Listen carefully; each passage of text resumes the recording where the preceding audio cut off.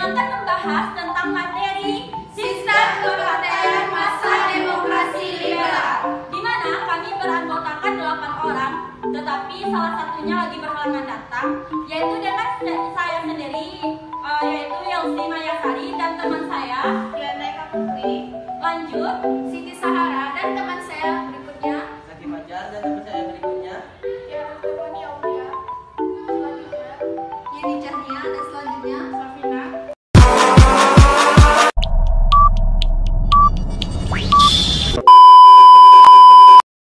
Halo guys, bertemu lagi nih dengan saya Yelsi Mayasari, di mana teman-teman sudah mengetahui nama saya di opening tadi.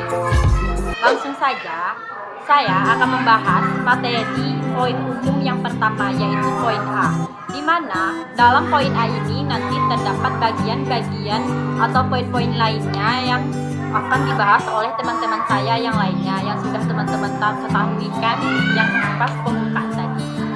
Langsung saja, sekarang saya akan membahas poin yang pertama, yang poin A, poin perkembangan politik pada masa demokrasi liberal.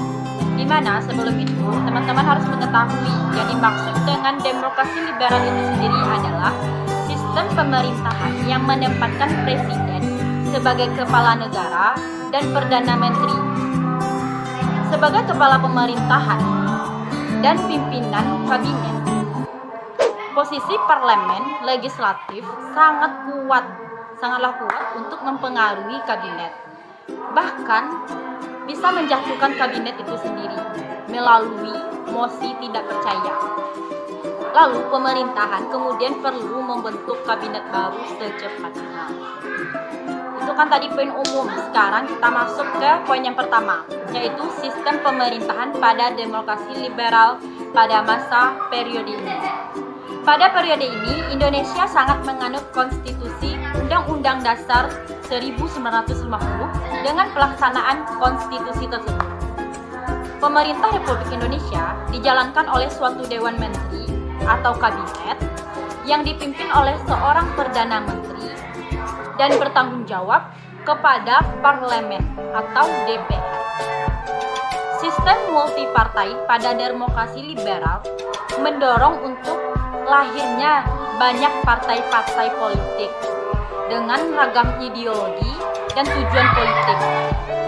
Partai-partai politik pada pemerintahan Indonesia mengalami masa berkiprahnya dalam jangka waktu antara tahun 1950 sampai dengan tahun 1959.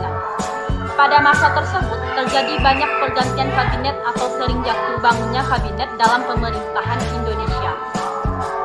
Keadaan pemerintah Indonesia yang tidak stabil ini mengakibatkan partai-partai politik yang terkuat dapat mengambil alih kekuasaan pemerintahan yang ada di Indonesia, yaitu dengan cara yang sangat mudah.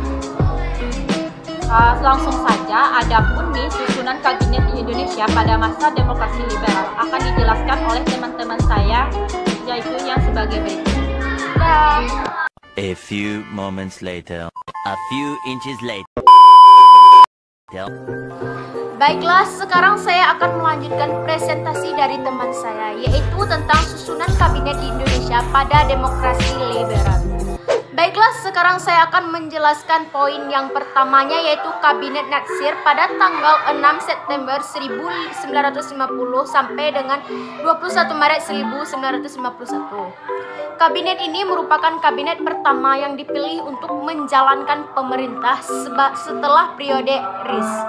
Kabinet ini dipimpin oleh Muhammad Natsir dan Partai Masyumi. Oleh karena itu, kabinet ini disebut dengan Kabinet Natsir. Kabinet Natsir dibentuk pada tanggal 6 September 1950. Dalam menjalankan tugasnya, Muhammad Natsir dibantu oleh para tokoh non-partai terkenal seperti Sri Sultan Hamengkubuwono, Mr. Asad, I.R. Juanda, dan Dr. Soemitro Djojo Hadikusumo, sehingga Kabinet Natsir memiliki posisi yang kuat. Baik, saya akan menyebutkan program kerja Kabinet Natsir meliputi yang pertama, yaitu menyempurnakan organisasi angkatan perang, Yang kedua yaitu menggiatkan usaha mencapai keamanan dan ketentraman. Yang ketiga yaitu konsolidasi dan menyempurnakan organisasi susunan pemerintah. Kemudian yang keempat yaitu mengembangkan dan memperkukuh ekonomi rakyat. Selanjutnya yang terakhir, yang kelima yaitu memperjuangkan penyelesaian Irian Barat. Salah satu keberhasilan Kabinet Natsir adalah diterimanya Indonesia sebagai anggota PBB yang ke-60 pada tanggal 28 September 1950. Namun program kerja Kabinet Natsir tidak dapat dijalankan secara maksimal. Hal tersebut disebabkan kabinet ini dibubar sebelum masa kerjanya habis. Berakhirnya Kabinet Natsir disebabkan oleh kegagalan dalam perundingan penyelesaian masalah Irian Barat pada tanggal 4 Desember 1950 sehingga parlementer melancarkan mosi tidak percaya. Selain itu, adanya tekanan yang datang dari tokoh Hadikusumo, Partai PNI menyangkut pencabutan peraturan pemerintah mengenai DPRD dan DPRDS. PNI menganggap peraturan pemerintah nomor 39 tahun 1950 mengenai DPRD terlalu menguntungkan Masyumi. Mosi tersebut disampaikan kepada parlemen tanggal 22 Januari 1951 dan memperoleh kemenangan, sehingga pada tanggal 21 Maret 1959 Natsir harus mengembalikan mandatnya kepada presiden. Baiklah, sekian pembahasan dari saya. 2 hours later. One eternity. Oleh Dr. Sukiman Wirjo Sanjojo Masyumi dan Suwirjo PNI. Program dari kabinet ini yang pertama adalah keamanan, yaitu akan menjalankan tindakan-tindakan yang tegas sebagai negara hukum. Yang kedua adalah sosial ekonomi, yaitu mengusahakan kemakmuran rakyat dan memperbarui hukum agraria agar sesuai dengan kepentingan petani. Yang ketiga adalah mempercepat persiapan pemilihan umum. Yang keempat adalah politik luar negeri, yaitu menjalankan politik luar negeri sesuai dengan cara bebas aktif serta memasukkan Irian Barat ke dalam wilayah RI. Masalah utama yang menyebabkan runtuhnya Kabinet Sukiman adalah pertukaran nota antara Menlu Subarjo dan Duta Besar Amerika Mele Kolkan. Nota tersebut berisi tentang pemberian bantuan ekonomi militer dari pemerintahan Amerika kepada pemerintahan Indonesia berdasarkan Ikatan Mutual Security Act (MSA). Hal ini ditafsirkan bahwa Sukiman condong kepada blok barat sehingga melanggar garis politik luar negeri bebas aktif. Kabinet Wilopo pada tanggal 3 April 1952 sampai 3 Juni 1953. Pada tanggal 1 Maret 1952, Presiden Soekarno menunjuk Sidik Jojo Soekarta atau PNI dan Prowoto Makusasmito atau Masyumi menjadi formatur. Akan tetapi, usaha kedua formatur ini mengalami kegagalan, sehingga mereka mengembalikan mandatnya kepada Presiden pada tanggal 19 Maret 1952. Selanjutnya, Presiden Soekarno menunjuk Mr. Wilopo atau PNI sebagai formatur baru. Akhirnya, setelah berusaha selama 2 minggu, pada tanggal 30 Maret 1952, Mr. Wilopo mengajukan susunan kabinetnya. Adapun program kerja Kabinet Wilopo sebagai berikut. 1. Persiapan pemilu. 2. Peningkatan kemakmuran dan kesejahteraan rakyat. 3. Keamanan dalam negeri. 4. Perjuangan pembahasan Irian Jaya. 5. Melaksanakan politik luar negeri bebas aktif. Baiklah, materi selanjutnya akan dibahas oleh rekan saya.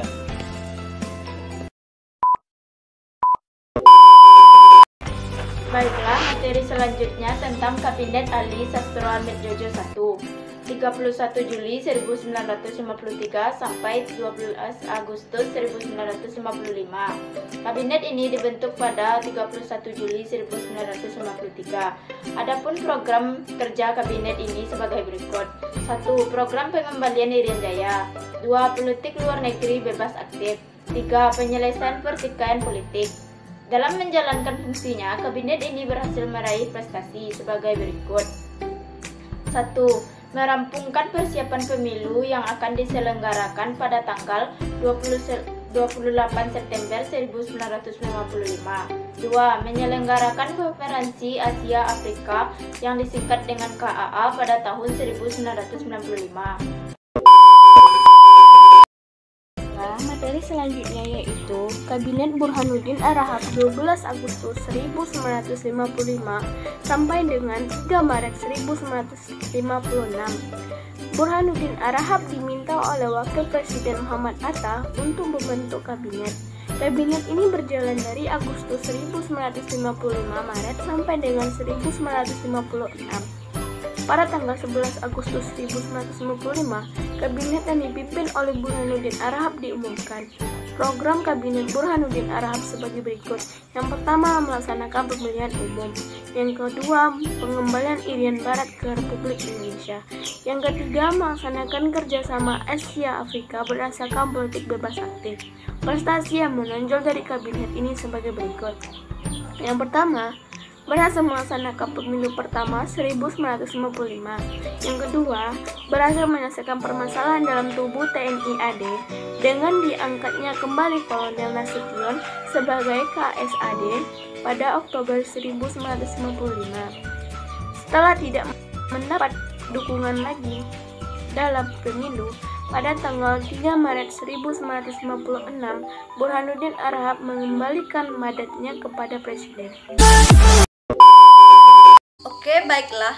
Materi selanjutnya ialah tentang Kabinet Ali Sastroamidjojo Jojo II tanggal 20 Maret tahun 1956 sampai 14 Maret tahun 1957. Kabinet ini sering disebut dengan Kabinet Ali Sastroamidjojo II karena sebelumnya Ali Sastroamidjojo pernah menjabat sebagai Perdana Menteri. Kabinet ini dibentuk berdasarkan keputusan Presiden nomor 65 tahun 1956 pada tanggal 20 Maret tahun 1956. Kabinet Ali II diumumkan. Kabinet ini merupakan koalisi PNI, Masyumi, NU, dan beberapa partai kecil lainnya. Program kabinet ini sering disebut rencana pembangunan 5 tahun yang memuat program jangka panjang, yaitu yang pertama, perjuangan pengembalian Irian Barat. Yang kedua, pembentukan otonom dan mempercepat terbentuknya anggota DPRD. Yang ketiga, mengusahakan perbaikan kaum buruh dan pegawai. Yang keempat, menyehatkan perimbangan keuangan negara. Dan yang terakhir ialah mewujudkan perubahan ekonomi kolonial menjadi ekonomi nasional berdasarkan kepentingan rakyat. Menjelaskan tentang Kabinet Juanda dari tanggal 9 April 1957 sampai 5 Juli 1959. Kabinet Juanda adalah kabinet terakhir pada masa demokrasi liberal, berjalan dari Maret 1957 sampai dengan Juli 1959. Kabinet Juanda terdiri atas para menteri yang ahli dalam bidangnya. Kabinet ini dikenal dengan istilah Zaken Kabinet karena terdiri atas unsur ahli dan golongan intelektual dan tidak adanya unsur partai politik di dalamnya. Program Kabinet Juanda dikenal dengan nama Pancakarya. Adapun program Kabinet Juanda sebagai berikut. 1. Membentuk Dewan Nasional. 2. Normalisasi keadaan Republik Indonesia. 3. Melancarkan pelaksanaan pembatal KMB. 4. Perjuangan pengembalian Irian Barat. 5. Mempergiat atau mempercepat proses pembangunan. Keberhasilan Kabinet Karya yang paling menguntungkan kedaulatan Indonesia dengan gugurnya demokrasi Juanda yang mengatur batas wilayah kepulauan Indonesia. Kemudian diresmikan menjadi Undang-Undang Nomor 4/PRP/1960 tentang perairan Indonesia. Kabinet Juanda berakhir setelah Presiden Soekarno mengeluarkan Dekret Presiden 5 Juli 1959. Isi dekret yang menyatakan berlakunya kembali Undang-Undang Dasar 1945 membuat membuat sistem pemerintahan kembali ke sistem presidensial dan otomatis membuat kabinet Juanda harus demisioner. Sekian.